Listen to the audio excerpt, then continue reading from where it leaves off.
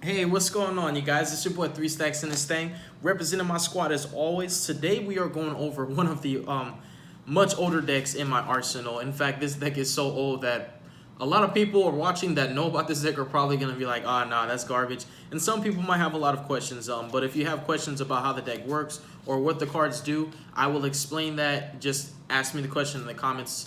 But we are basically playing an Archfiend with a little bit of a Lair variant, but it still is basically pure Archfiends.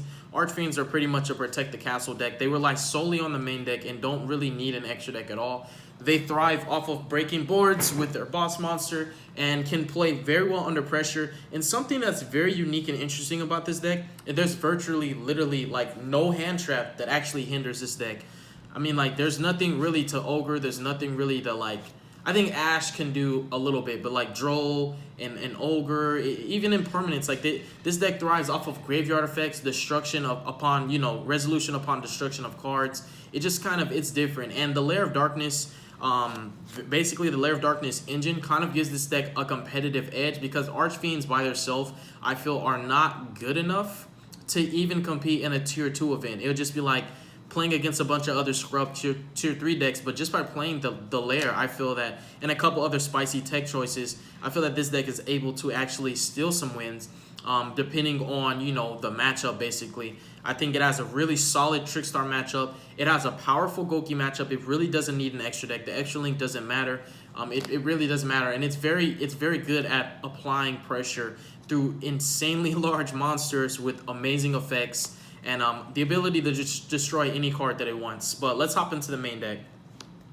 So we're playing 3 Archfiend Emperor, the first Lord of Horror. I've always loved this guy's artwork, his name. I mean, this dude used to be one of my favorite monsters back in the day. I was playing. If you guys actually know about Archfiends, then you should know that before this deck got newer support, which this guy's part of the newer support from a long time ago, it was like a deck that had Archfiend monsters named off of like chess pieces. And it was a really slow deck. It was kind of just like king, queen, knight type stuff, and it was all about dice rolls and paying life points. That was the older build. We got newer support, and this guy made this deck great. So he's a level 8 monster. He pretty much gets himself on the field without tributing, and he can destroy cards. That's a simple way to explain him, and he's amazing. He's the boss monster the deck thrives around, just bringing him back as many times as possible. He is one of the win conditions. He's always going to be at 3,500 attack. 3,500 is insane, so we play 3 of him. We also played 2 Darkest Diablos, the Lord of the Lair. This card really needs no explanation. I mean, you have main deck boss monsters. I was actually considering playing Trigodia. Back in the day, I used to play 3 Trigodia and 3 Gores. If you were around in Mermail format, you know what's up. You know what Trigodia does. You know what Gore does. I was playing those because they were fiends that put themselves on the board, like basically for free, and it synergized with the field spell. Now we're playing this guy. I still, you know what?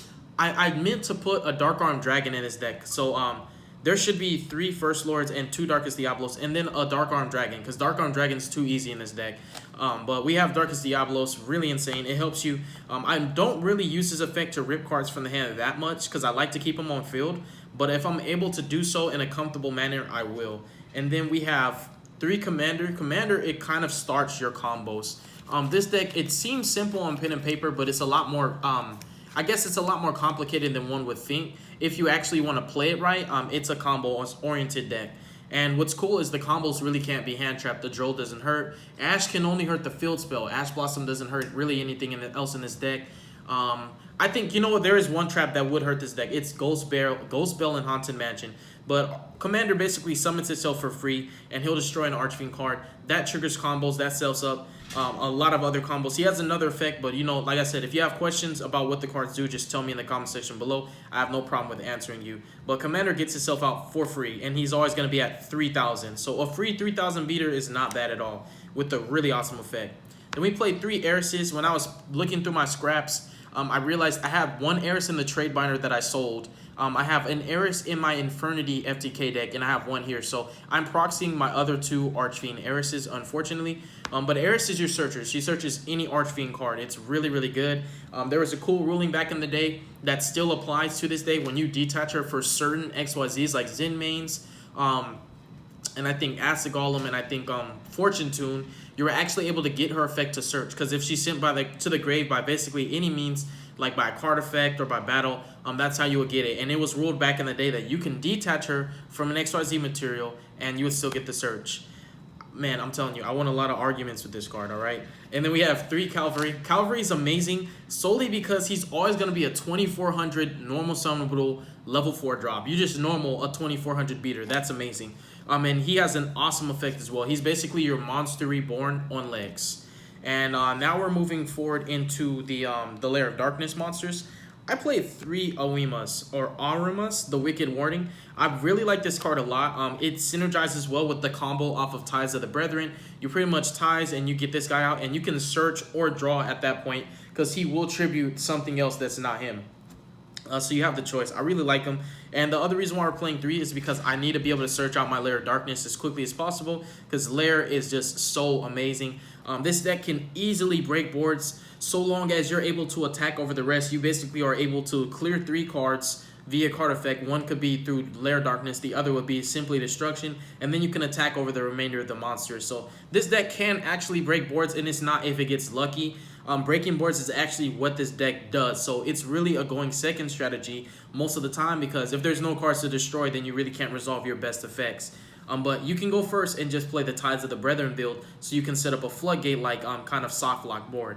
And then I do play 3 Lilith, Lady of Lament, because you have some amazing traps, and some of these traps can be win conditions if resolved properly. And she's a threat under Lair of Darkness, obviously, because her effect is a spell speed 2, so you can sack your opponent's monster off and get your traps, which is really good. And then to sum up the monsters, we play 2 Trance Archfiend and 1 Buried Statue of the Abyss. This is to complement the Ties of the Brethren to make it a really threatening spell. The Trance Archfiend itself, what it does is it pitches a Fiend, and he boosts his self-attack. But his best effect, if he's destroyed, he adds any banished dark monster to your hand. So he recycles your darks, and you can recycle him. So you have an endless resource in that aspect that you will never ever run out of monsters via the grave or the banished zone.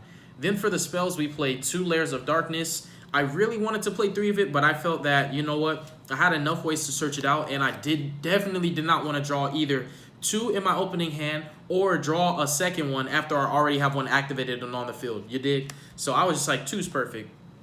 We also played 2 Archfiend Palabyrinth. This field spell I will explain because this is a combo piece. Basically, all your Fiends gain 500 attack. That's amazing because your whole deck is Fiends.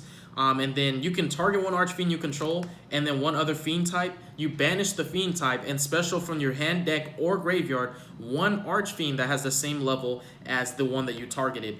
So that's what I'm saying. This is the thing that can be Ash Blossom, but it's amazing when it resolves because ultimately what you're going to be doing is you're going to be targeting your First Lord. You're going to banish your other Fiend and you're going to special another First Lord. And then you have 2 3500 beaters, and you can just destroy 2 cards and attack for 7,000 damage, which can be game alone. But if you have to summon him with his normal effect without, you know, special summoning him, he will destroy himself during the end phase, but you will get a lot of damage, and you'll always be able to bring him back from the graveyard. You kind of just, like I said, the deck thrives off him. You're always going to be resummoning him from the grave, like, endlessly. He's never going to leave. So we have 2 Palabyrinths, really awesome field spell. Then we play 1 Pandemonium. Pandemonium is another combo piece. It basically, it says that we don't have to pay life points. This was back in the day when we were paying life points for our Archfiends. But if an Archfiend you control is destroyed, you can add 1 with a level lower than that one that was destroyed from your deck to your hand. So it's really cool when you get your First Lord, because if you summon him with his effect, you don't have to tribute, but during the end phase, he will destroy himself, thus allowing you to search any Archfiend because everything has a lower level than him. And then we played 2 Optimus Prime. I felt that 2 was enough. You have a way to search out every field spell except for Pandemonium, but this is not as important. It's just a really, really good field spell. It's nice to have. So you search this with Arima. You can search this with Eris because it is an Archfiend card. So I found that 2 would just be enough. I really didn't want to go overkill on the terraforming, you feel me? So those are your field spells. Kind of like a field spell dot deck in a way. Then we do have 3 Allure of Darkness. Allure of Darkness, obviously, because everything in your deck is dark. You don't have any non-darks. Remind me to put that Dark Arm Dragon in this deck because that was just such a beast back in the day. And then we also play 3 Ties of the Brethren. This is one of the better combo pieces of the deck. It can establish a soft lock, and it also allows you to get a lot more advantage off your Arima because now you have the choice whether you want to draw, or you can search First Lord of Horror. You can search, obviously, Darkest Diablos. It's totally up to you, but you're allowed to search your boss monsters which allows you to basically set up for your bigger plays, your more important plays, the ones that really matter. And then I only have one extra trade-in, so I'm only playing one trade-in. You do have 5 targets, and they are all searchable some way, shape, or form. But I felt maybe I wanted to play 2 trade-ins and just keep it at 2. But that is it for your spells. We don't play Desires. I feel like this deck does have some 3-ofs, but it has some really awesome 2-in-1-ofs that I just really would not like to banish at all. But everything else that kind of matters is at 3, so you can play pots. I just chose to not play them for this build. For your traps, this is where it kind of gets interesting. So first we play 2 Call of the Haunted. This trap is amazing in this deck. This deck totally lives off of the graveyard. Graveyard is where it's at. Ironically, when I was playing this deck competitively, Gravekeepers were super popular because of the steal that rips your whole hand, and then the Hidden Tombs, the Imperial Tombs, and the Necro Valley. Gravekeepers were actually meta. This was not super long time ago, but I think it was at least 5 or 6 years ago when I was playing this deck competitively. So I kind of hated that matchup, but I really loved playing 3 calls at that time. I'm playing 2 now because there's a lot of other traps that matter, and you can't play too many traps in this deck. You need more monsters, you need more spells, but 2 calls. You want to bring back your First Lord, you want to bring back your Trance, you want to bring back your Eris, or you want to bring back your Cavalry, because Cavalry will get this guy back anyways. And then for your targets for your Lilith, we play 2 Archfiend's Roar. So, excuse me. Basically, you pay 500 life points and you Monster Reborn an Archfiend from your grave. And it does get destroyed during the end phase, which is really cool because they get a lot of good effects off of the grave. Like, if you, for example, pay 500 with Roar and then he dies, he's going to bring back one of the other Archfiends from the grave anyways. And this is a searchable Monster Reborn, and I like that it doesn't leave itself attached like Call of the Haunted. So it kind of just helps you to get more pushes. It helps you to survive, and also you can OTK with this if you just bring back one more of this guy. Like if you have 2, you already are able to go for game. They can virtually attack over anything because they're going to be at 3,500 attack. We also have some really good traps that are great targets for your Lilith. So Dark Light was one of my techs. I thought that this trap was way too spicy to not play. I look at it kind of like a torrential that you can just be caught off guard with. But basically, you can tribute 1 dark monster with 1,500 or more attack. So basically anything, everything has 1,500 or more these days, and especially my deck. And you destroy all monsters that were special summoned this turn. But what's really cool is this complements Lair of Darkness because you can tribute your opponent's monster. Remember, that's how Lair works. And then destroy all of their special summon monsters anyways. So then on the follow-up, you can just attack for game with your First Lords and your Diaboloses, etc. And then, of course, the Viruses. I mean, they're just really, really good. I would never not play them. I chose these 2 because I feel like the other ones were a little too situational. And I just like that these were like blowouts, you feel me? The Greening Grave is not as good as I thought it was because I didn't realize they could just destroy in deck if they want. So I guess it's good against decks like Trickstars that have a low monster count. But that's it pretty much for the main deck. I don't play an extra deck for this deck at all. I actually like the challenge of not having an option to go into the extra deck at all. Like, you can do anything really. You can play Scapegoats. You can play Rank 4s.